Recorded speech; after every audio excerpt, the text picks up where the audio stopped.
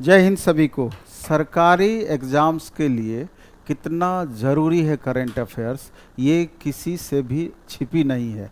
क्योंकि अभी जो भी आप एग्ज़ाम देंगे, करंट अफेयर्स का इतना इम्पोर्टेंस बढ़ गया है कि सिलेक्शन का आधार अब करंट अफेयर्स को माना जाने लगा। उदाहरण के तौर पे ऐसे आप समझिए, अभी बीपीएससी टीआरई की बात करें, 8 क्वेश्चन आपका निर्धारित है कॉमन पेपर में, करंट अफेयर्स रहेगा ही रहेगा।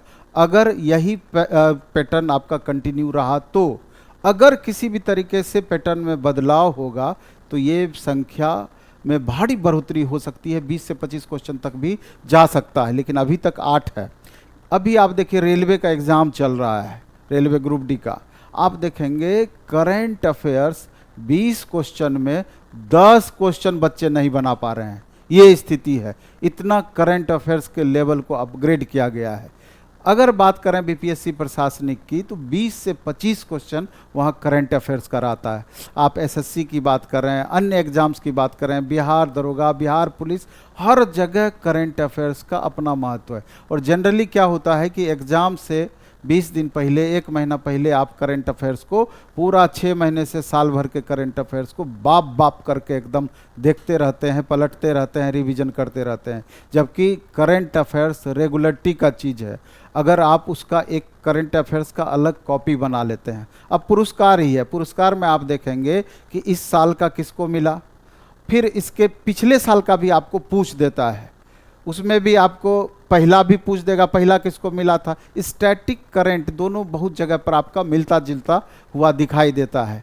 तो इन्हीं चीज़ों के महत्व को समझते हुए अभी मॉर्निंग में 7 से 8 नाजुक मैम के द्वारा करंट अफेयर्स की एक श्रृंखला स्टार्ट की गई। इसका उद्देश्य यह है कि 1 घंटा हम इस तरह से करंट अफेयर्स कराएंगे कि कोई भी एग्ज़ाम हो सभी में ये उपयोगी होगा। लेकिन 1 घंटा मॉर्निंग में निरंतरता अपनी बनाए रखें। उस करंट अफेयर्स का एक तो डिटेल में फिगर लगा लगा के कराते ही हैं, जिससे आपको ज़्यादा से ज़्यादा याद रहे, और जितना इन्फॉर्मेशन उससे रिलेटेड मैक्सिमम हो सकता है वो भी उसमें देने का प्रयास करते हैं। और लास्ट में पीडीएफ भी टेलीग्राम चैनल पे डाला जाता है, संबंधित टेलीग्राम चैनल पर। अभी मेरे साथ नाजुक मैम है, तो हम चाहेंगे कि नाजुक मैम आपको बताए कि कितने सारे इसके टॉपिक है करंट अफेयर्स के, और किस तरीके से अगर रेगुलर करंट अफेयर्स को किया जाए तो वो मेंटेन रह सकता है, और अचानक करने में 20 दिन 25 दिन आप रेगुलर करते हैं, अचानक करते हैं तो उसमें क्या परेशानियां आती है। इसके अलावा नाजुक मैम के द्वारा अभी एक लूसेंट की जो इतनी मोटी ऑब्जेक्टिव बुक आती है उसका भी स्टार्ट किया गया है, डेली क्वेश्चंस का सॉल्यूशन। तो ये दोनों क्लास को आप कंटिन्यू रखें। 11 बजे से वो लूसेंट वाला स्टार्ट किया गया है। आप एक बार मेरे कहने पर ये दोनों वीडियो आप देखें, दोनों लाइव के टाइम में देखें, सुबह 7 से 8 और 11 से 12। पसंद आएगा, अच्छा लगेगा तो खुद आप नहीं छोड़ेंगे। बाकी हम चाहते हैं कि मैम दोनों के बारे में आपको डिटेल बताए पहले, लेकिन करंट अफेयर्स के बारे में उसकी महत्ता को समझाए आपको। जी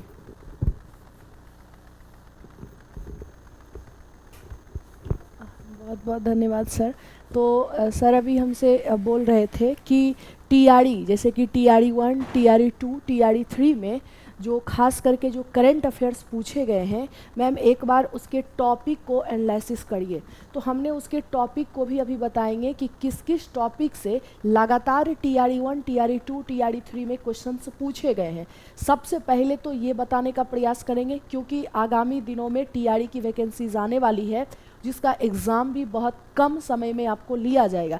तो सबसे पहले तो आप एक टॉपिक देख लो कि किस किस टॉपिक से ज़्यादातर क्वेश्चंस पूछे गए हैं। सबसे पहले तो आप देखिए यहाँ पे महत्वपूर्ण समिट, यानी कि चाहे वो आपका G7 समिट हो, क्वाड समिट हो, G20 समिट हो, इससे क्वेश्चंस आए हैं। या फिर जो हमारे प्रधानमंत्री मोदी जी जहाँ हर एक देशों की जो यात्रा करने जा रहे हैं, वहाँ पे उन्होंने किन समझौते पे बातचीत किया है, यहाँ एकदम डेप्थ से क्वेश्चंस उठाया गया है। तो अगर आप रेगुलर बेसिस पे पढ़ते हो तो हर एक 1-2 दिन में कुछ ना कुछ आपको न्यूज आएगा किसी समिट से संबंधित या फिर मोदी जी के विशेष यात्रा से संबंधित। तो फिर आप अगर रेगुलर करते हैं तो रेगुलर बेसिस पे एक डेप्थ एनालिसिस भी होता है, और फिर जब आपका एग्ज़ाम होता है तब तक आपका एक करंट अफेयर्स का खुद का बना हुआ नोट्स तैयार हो जाता है।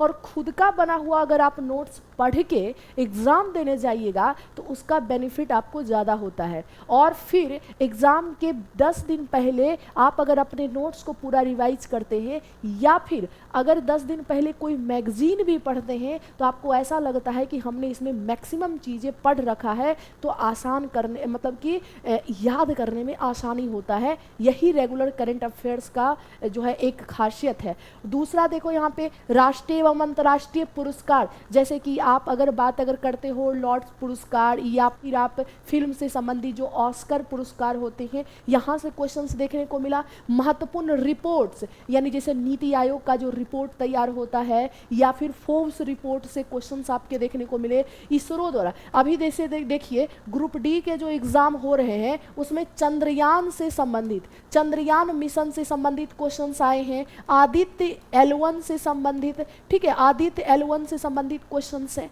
तो इसरो से क्वेश्चंस आ रहा है। खेल जगत की प्रमुख घटनाएं, चाहे वो आपका पेरिस ओलंपिक हो या खेलो इंडिया गेम हो या राष्ट्रीय लेवल पे जो खेल होता है, चाहे वो कबड्डी से संबंधित हो, क्रिकेट से संबंधित हो, IPL से क्वेश्चंस आपके पूछे जाते हैं। फिर उसके बाद अगर मैं बात करूं प्रमुख नियुक्तियां, जैसे कि अभी मैंने देखा TRE 3 में लोकसभा अध्यक्ष का क्वेश्चंस पूछा गया है। बहुत सारे कुछ ऐसे स्टेट हैं जहां के राज्यपाल से क्वेश्चंस पूछे जा रहे हैं। लोकसभा जो वर्तमान में जो लोकसभा चुनाव हुआ था वहां से मेरे दोस्त मतलब पहले वाले जो लोकसभा चुनाव हुआ था उसमें कुछ ऐसे हॉट जो लोकसभा एरिया है जहां से सबसे कम उम्र की कोई अगर जो है MP बने हुए हैं, लड़की हो या मेल हो या फीमेल में, वहां से क्वेश्चंस को उठाया गया है। महत्वपूर्ण योजनाएं, बजट, बजट चाहे वो आप बिहार का बजट लो या फिर केंद्र लेवल का बजट लो, यहाँ से क्वेश्चंस आपके पूछे गए हैं। आर्थिक सर्वेक्षण चाहे वो बिहार का लीजिए या फिर आप सेंट्रल लेवल का जाइए, यहाँ से इकोनॉमिक से जो क्वेश्चन पूछा जाता है वो इसी दोनों बजट और आर्थिक सर्वेक्षण के आधार पे ही पूछा जाता है। आपके इकोनॉमिक के 5 से 6 क्वेश्चंस अगर आप इसको पढ़ लेते हैं अच्छे से तो आपका बन जाता है। वहीं पे यूनेस्को से संबंधित, जैसे कि यूनेस्को ने किसे साहित्य शहर घोषित किया, किसे जो है एक जो है आपके शिल्प से संबंधित शहर किसको घोषित किया, यहाँ से क्वेश्चन उठाए गए थे। फिर महत्वपूर्ण अभियान वगैरह, संविधान से संबंधित जो अपडेटिंग न्यूज है, जैसे कि आपको पता होगा कि कोई कुछ ही दिन पहले अनुच्छेद 142 चर्चा में था, अनुच्छेद 21 चर्चा में रहता है, तो ये सबसे संबंधित आपके क्वेश्चंस जो है देखने को मिला है। और आने वाले एग्जाम में भी इन सारे टॉपिक से आपको क्वेश्चंस देखने को मिलता है। तो सबसे बड़ी बात, और एग्जाम का अगर आप टाइम की बात अगर पूछिए, जब आप एग्जाम के मात्र 20 डेज पहले आप सोचते हैं कि हम पूरा करंट अफेयर्स याद कर लें, आप ये सोचो कि आप हिस्ट्री पढ़ते हो, ज्योग्राफी पढ़ते हो, इकोनॉमी पढ़ते हो या अन्य सब्जेक्ट या साइंस में फिजिक्स, केमिस्ट्री, बायोलॉजी, कम से कम 2 साल से तो आप पढ़ रहे होंगे, लेकिन आज भी उसमें कन्फ्यूजन आपको होता है। क्यों होता है? जबकि हिस्ट्री कितना 15-16 पूछा जाता है, आपके ज्योग्राफी से 10-12 क्वेश्चंस रहते हैं, लेकिन आप उसको 2 साल से पढ़ रहे हो फिर भी कन्फ्यूजन होता है। और आप जो करंट अफेयर्स जो कि कम से कम अगर आप BPSC के इतिहास में देखिए तो 15 से 16 क्वेश्चंस जो है पूछे जाते हैं। TRE में आपके 8 क्वेश्चंस, कभी कभी 9 भी क्वेश्चंस पूछ दिए जाते हैं। BPSC में तो कभी कभी ये 30 तक पहुँच जाता है। बिहार दरोगा में 15 से 16 क्वेश्चंस रहते हैं। बिहार पुलिस में 7 से 8 क्वेश्चंस रहते हैं। तो फिर जब करंट अफेयर्स का इतना वेटेज है तो आपको क्या लगता है, और उसमें भी हर साल अपडेट होता है, तो आप सोचते हैं कि 1 साल का अपडेटिंग हम 10 दिन में ख़त्म कर दें। उस टाइम जब आप पढ़ते होंगे तो लगता होगा कि याद हो गया, लेकिन जब वही आप एग्जामिनेशन हॉल में जाते होंगे तो आप नहीं बना पाते होंगे, नहीं आपको याद रहता होगा। तो इसका मात्र एक ही जुगाड़ है कि आप रेगुलर बेसिस पे, यानी कि आप प्रतिदिन, आप क्या करो, प्रतिदिन अपने दिन का 1 घंटा हमें दीजिए, कब? तो टाइमिंग की बात अगर करते हैं तो 7 बजे से। इसमें क्या होगा कि आपका एक डिसिप्लिन भी मेंटेन हो जाएगा। 7 बजे से डेली हम लोग इसी चैनल पे सुबह में लाइव आएंगे, डेली के अपडेटिंग न्यूज़ को देखेंगे, फिर उसका बोर्ड पीडीएफ आपको प्रोवाइड किया जाएगा और सोने के पहले उस बोर्ड पीडीएफ को पढ़ लेना है और आप उसका एक नोट, शॉर्ट्स नोट्स तैयार करके रखिए। बाकी जब भी एग्ज़ाम होगा उसके 10 दिन पहले आप अगर अपने लिखे हुए नोट्स को अगर पढ़ के जाते हैं तो मैक्सिमम क्वेश्चंस आप बना के आइएगा।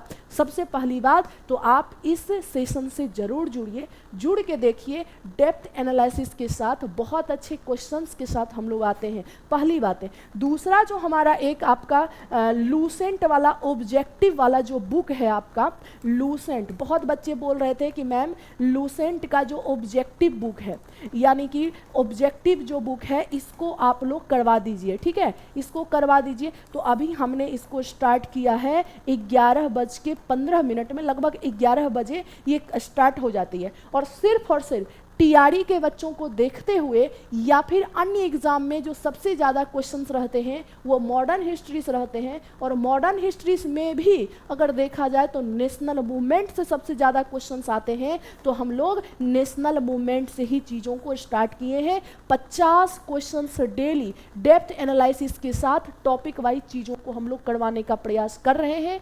धीरे धीरे एक और क्लास बिहार स्पेशल की क्लासेस लेके आएंगे। तो आप लोग प्लीज़ अगर नए होंगे तो इस चैनल को सब्सक्राइब कर लीजिएगा ताकि हर एक क्लास का जो है नोटिफिकेशन आपके पास पहुंचे। दूसरी चीज़ें की बात अगर करते हैं तो कोई भी अगर नवीन सर के द्वारा या अन्य टीचर के द्वारा कुछ भी अपडेट अगर होता है तो मैं बता दूं आपको तुरंत आपको नोटिफिकेशन चला जाएगा। तो ज़रूर सब्सक्राइब करिएगा। बाकी मिलते हैं अगले वीडियो में। बहुत बहुत धन्यवाद। Thank you.